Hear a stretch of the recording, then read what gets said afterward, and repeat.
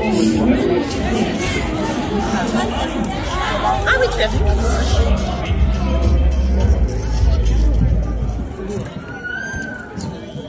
Bonjour à tous. Bienvenue à Nausicaa. Bienvenue devant le bassin de la Grande Baie, le plus grand bassin d'Europe, qui contient 10 000 m3 d'eau, avec 8 à 10 000 animaux répartis en une cinquantaine d'espèces environ. Dans ce gros bassin a été reconstitué l'écosystème de l'île de Malpelo.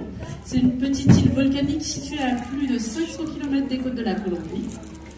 On y retrouve encore une biodiversité exceptionnellement riche, donc il est fondamental de la protéger et de la préserver.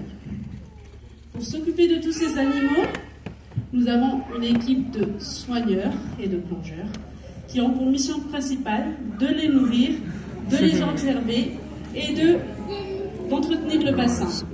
Pour le nourrissage d'aujourd'hui, nous allons accueillir Mélanie et Bastien. Alors, comme en pleine mer, il est essentiel de communiquer. La communication par le signe est très importante. On va communiquer avec Mélanie.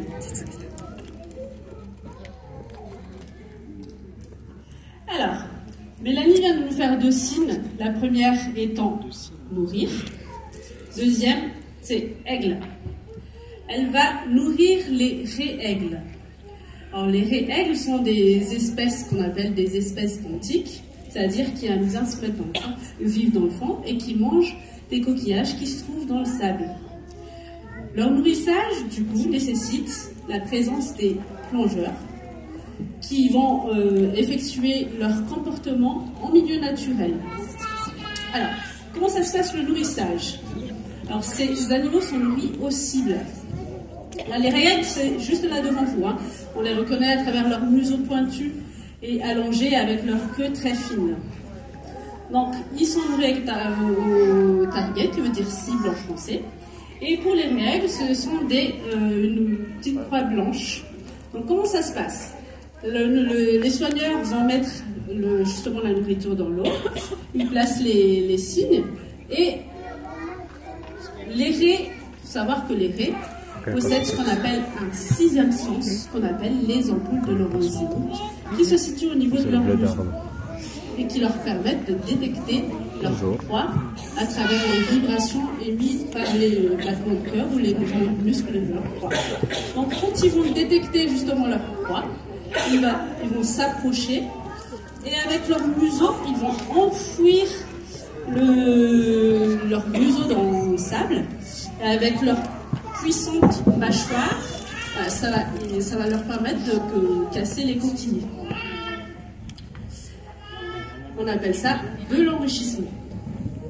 Alors, le temps que Mélanie nourrisse les raies-aigles, je vais vous expliquer les autres nourrissages qui se passent dans le bassin. Vous avez également la grande raie manta océanique qui est là-bas, qu'on surnomme Charles. Le Jasmine Ray Charles. Alors Charles est un jeune mâle de 7 ans. Il mesure 4 mètres d'envergure et il pèse environ 500 kg. Il est planctonophage, c'est-à-dire il mange des planctons. Ça veut dire quoi les planctons? Ça regroupe tous les êtres vivants marins qui se laissent dériver par les courants ou qui ne peuvent pas nager. Charles, du coup, on le nourrit de 10,50 kg de krill, répartis en 2 repas, 5,25 kg le matin et 5,25 kg l'après-midi.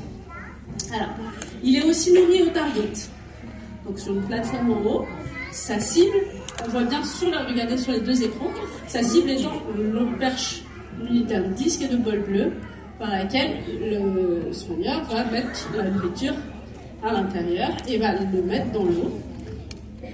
Quand Charles va reconnaître sa cible, il va s'approcher et ça va lui permettre justement à Mélanie de lui donner facilement son repas. Alors, pourquoi on fait justement ces entraînements?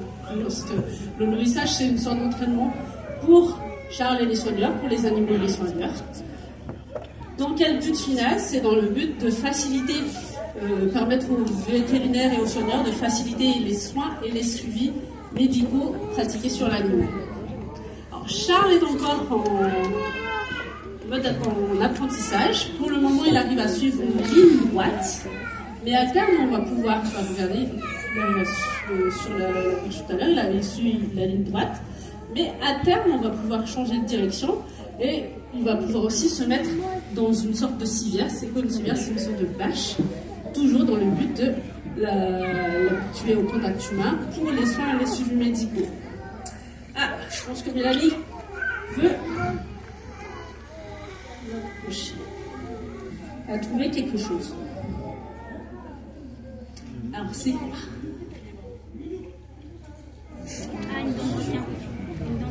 Merci Mélanie. Alors, Mélanie vient de trouver quelque chose. Alors, il a fait 2 signes, c'est dent et requin.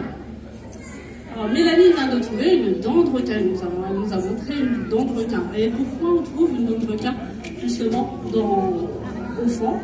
Parce que les requins, au tout début de l'exposition, vous voyez bien la mâchoire de mégalodon.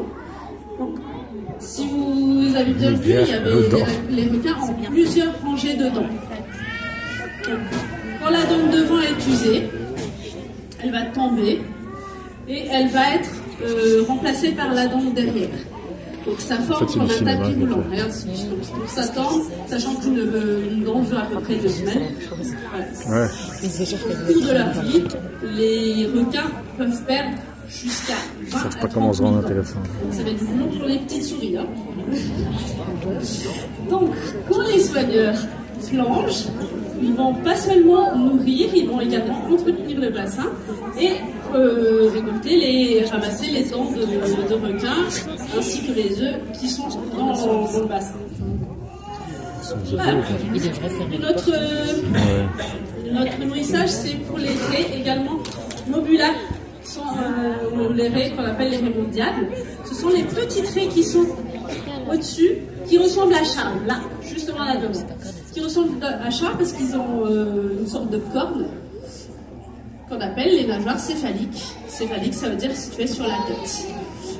Alors, pour la raie mobula, le nourrissage se passe au milieu, au-dessus, sur une plateforme qu'on va voir justement au niveau des 2 écrans.